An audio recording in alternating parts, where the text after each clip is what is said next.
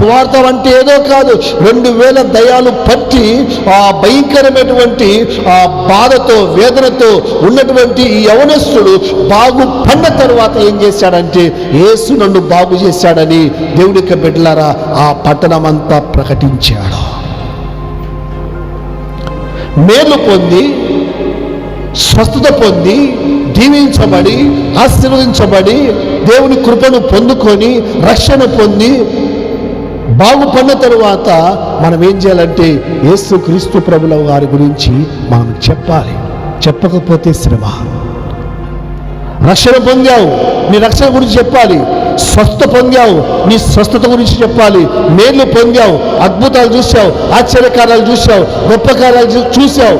చూసినటువంటి నీవు ఏం చేయాలంటే దేవునికి బిడ్డలారా, తెలిసిన వాళ్ళకు తెలియని వాళ్ళకు నువ్వు దేవుడు చేసినటువంటి ఆ అద్భుతము ఆశ్చర్యకార్యాన్ని నీవు దేవునికి బిడ్డలారా అనేకులకు చెప్పేవారిగా ఉండాలి. హల్లెలూయా.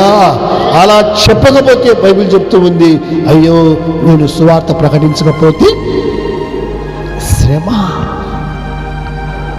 శ్రమ ఎవరికంటే సువార్తను ప్రకటించని వారికి శ్రమ.